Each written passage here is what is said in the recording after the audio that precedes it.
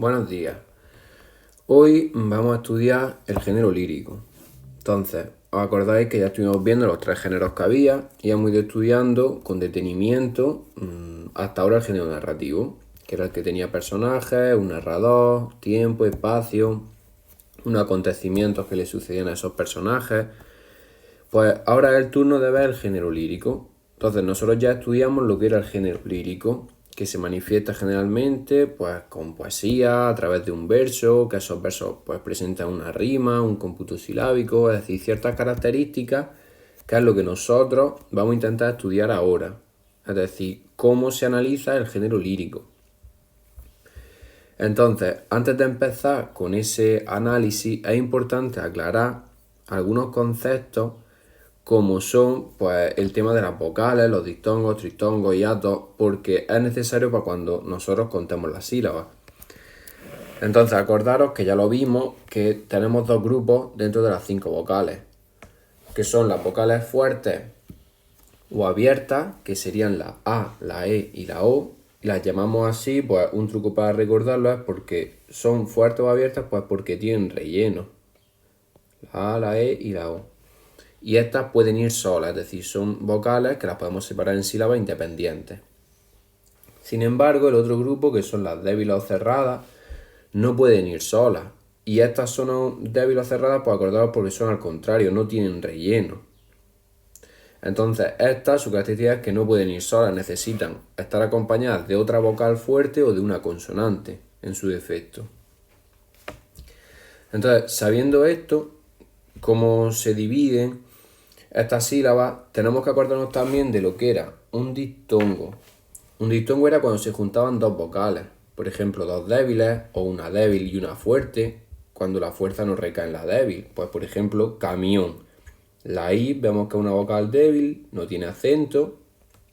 Entonces, si la separamos en sílabas, sería K y mión. IO se queda junto, dos vocales. Entonces sería un diptongo. El triptongo viene a ser lo mismo, pero como su propio nombre nos dice, trip, 3. Es decir, 3 vocales juntas. Van a ser pues 2 débiles y una fuerte. Entonces, como vemos aquí, si las separamos sería A, B, RI y aquí wise. Pues no podemos dejar la U o la I, no la podemos dejar sola. Entonces tienen que juntarse con la vocal fuerte que sería la A y tenemos 3 vocales juntas. Un triptongo. Y los hiatos era totalmente lo contrario, era cuando se rompe el diptongo, es decir, cuando no hay, porque las vocales o son fuertes o la débil lleva ese acento que hace que pueda ir sola. Por ejemplo, en leer, como son dos vocales fuertes, se puede separar. Formarían dos sílabas, entonces hay un hiato. Y en mío hay una débil y una fuerte, pero vemos que la fuerza recae sobre la débil, haciendo que tengamos que ponerle un acento, mi, o, entonces sí se puede separar, porque lleva acento, si no lleva el acento no. Entonces, aclarado esto, que deberíais de recordarlo porque ya lo vimos y son contenidos muy básicos, podemos pasar a lo que es el género lírico. Antes de meternos en el análisis es importante, aunque sea así más teórico, aclarar una serie de conceptos, como son los siguientes. Entonces, un verso, ¿qué es un verso? Pues son un conjunto de palabras que van a estar unidas por la medida, la rima o el ritmo. Aquí se me olvidó la T. Es decir, cada una de las líneas que van a componer el poema. En otras palabras, podríamos decir pues los renglones. Entonces, a eso lo vamos a llamar, a cada línea del poema lo vamos a llamar verso. Una estrofa, ¿qué es una estrofa? Pues una serie de versos, es decir, un conjunto de versos con una misma estructura rítmica, que es lo que en un texto llamaríamos párrafos. Pues aquí lo vamos a llamar estrofa, es decir, los grupos de versos que hay antes de dar un salto a otra estrofa. Y luego ya sería el mayor grupo, que sería un poema, que sería un conjunto de lo anterior. Y lo definimos pues como una unidad poética donde se manifiesta la idea o el sentimiento del autor.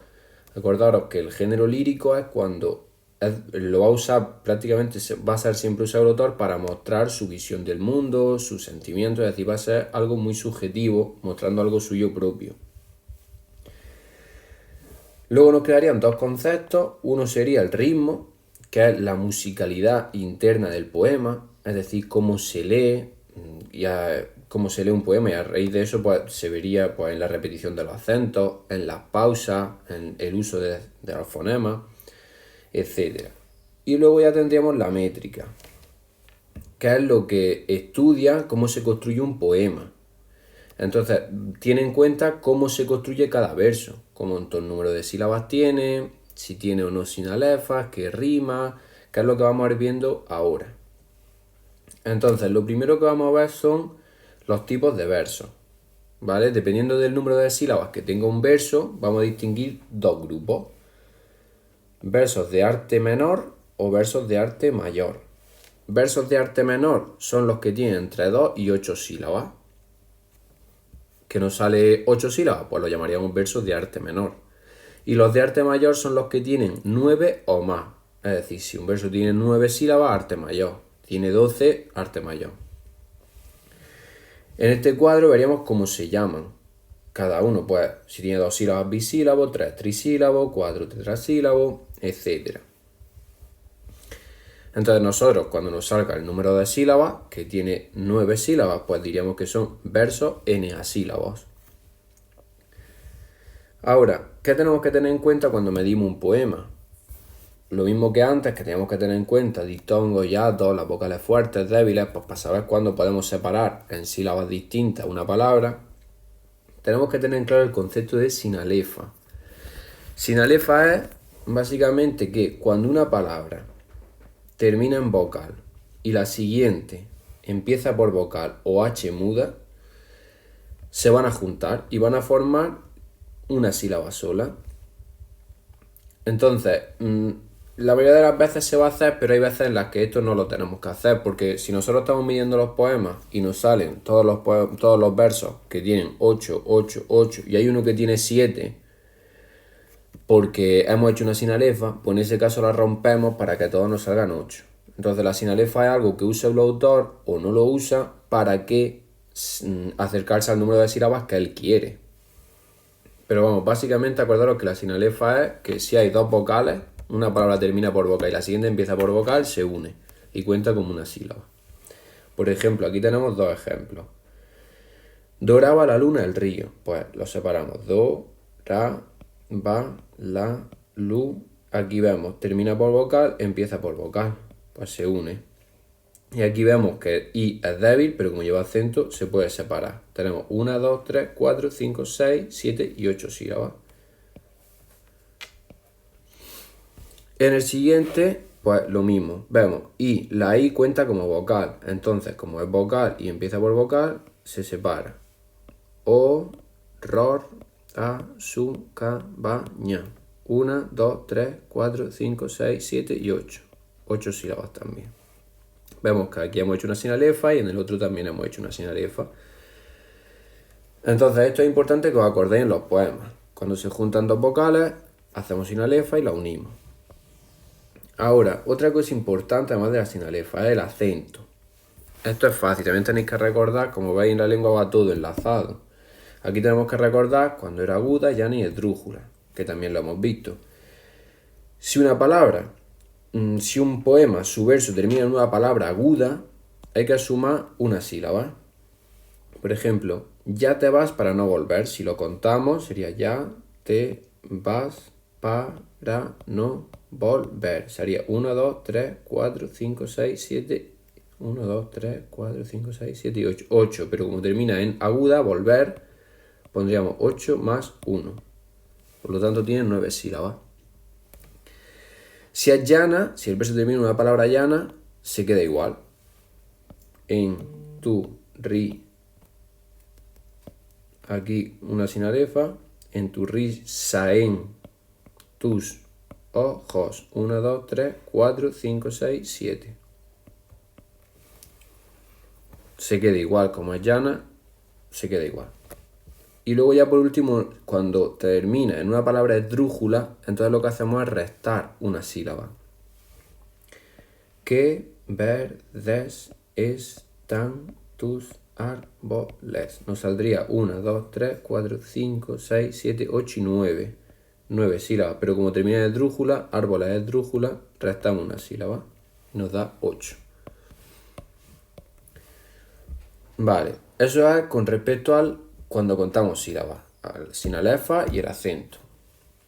Ahora pasamos a lo que es una rima. Este vídeo va a ser un poquito largo, pero pues, prefiero juntarlo en uno para que quede todo junto.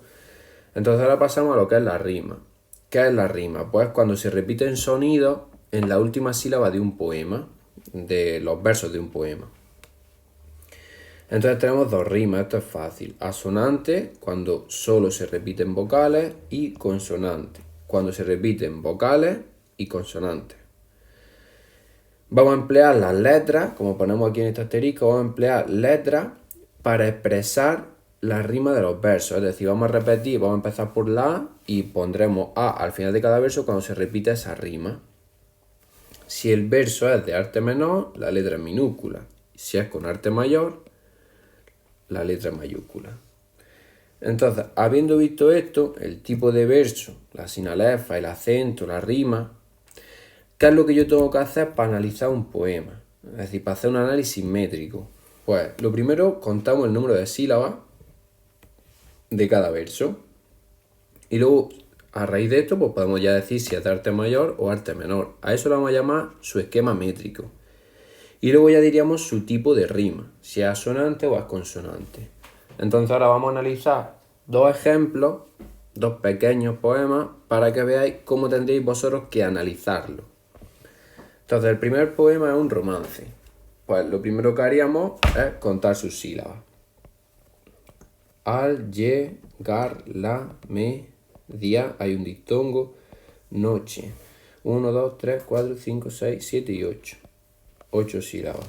Seguimos. 1, 2, 3, 4, 5, una sinalefa, 6, 7 y 8. Otra vez 8. Las, aquí hay diptongo, no podemos separar. 100, ves, a otro diptongo, no podemos.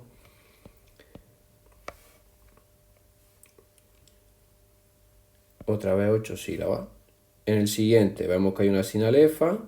Partimos aquí. 1, 2, 3, 4. Aquí empieza por H, por lo que también se une.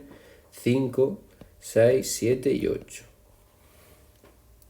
Como veis, como siempre termina en palabra llana, pues ni se suman ni se restan sílabas. Entonces ya tendríamos 8. Hemos dicho que 8 es cuando los versos son de arte menor. Serían versos octosílabos.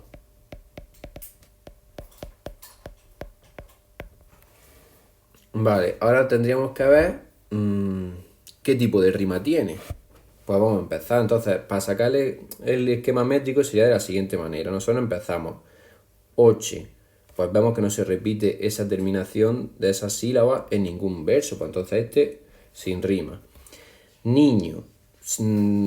Tal cual no se repite, pero vemos que en vivo se repiten las mismas vocales. I, O, I, O. Entonces sería nuestra, ponemos la primera letra, A. La ponemos en minúscula porque es un verso de arte menor. Aaron, eso no se repite, pues entonces tampoco tiene verso, tampoco tiene rima. Y O se repetía aquí, pues entonces como se repiten las mismas vocales, pues aquí volvemos a poner una A. Entonces vemos que lo que riman son solamente vocales, la I y la O del segundo y el cuarto verso, por lo tanto sería una rima asonante. Y nuestro esquema métrico sería este, pues guión A, guión A. Es decir, que el primero y el tercero no riman con nada, pero el segundo y el cuarto riman entre ellos. Por eso ponemos la misma letra y minúscula porque es de arte menor. Con esto tendríamos nuestro análisis métrico hecho. Vamos a analizar otro. Todo es hermoso y constante. Pues todo, una sinalefa, unimos. Otra. 8 sílabas.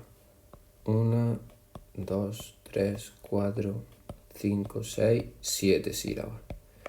Como veis, razón es aguda, entonces sumamos una sílaba. Esto a base de práctica saldrá, solo es estar atento y contar bien las sílabas. 1, 2, 3, 4, 5, 6, 7 y 8. Y 1, 2, 3, 4, 5, 6 y 7. Lo mismo, carbón, carbones aguda, sumamos una sílaba, 8. Lo mismo que antes, tenemos versos de arte menor, que los llamamos versos octosílabos. Entonces, antes que sacamos su tipo de rima, pues vamos a verlo. Antes, pues si se repite en el tercero, pues entonces ponemos A y A. On también se repite, pues entonces a este le pondremos B y B. Es decir, la misma letra, cuando se repite esa rima, si hubiera otro que terminara en ante, pues volveríamos a poner A. Entonces vemos que están rimando, pues estos versos los ponemos en minúscula porque es de arte menor. Si fuera arte mayor tenemos que poner la A y la B en mayúscula. Y entonces aquí, ¿qué tipo de rima? Aquí están rimando vocales o riman vocales y consonantes. Ante, azón, on, que diga on. Es decir, riman tanto vocales como consonantes. Entonces lo llamamos rima consonante. Y ya está, pues hasta aquí se haría cómo se analiza métricamente un poema. Recordaros, contamos sílabas, vemos qué tipo de versos hay, el nombre de esos versos, qué rima hay y ponemos su esquema métrico, 8A, 8B, 8A, 8B. Y nada, con esto pues espero que haya quedado claro cómo analizar métricamente un poema.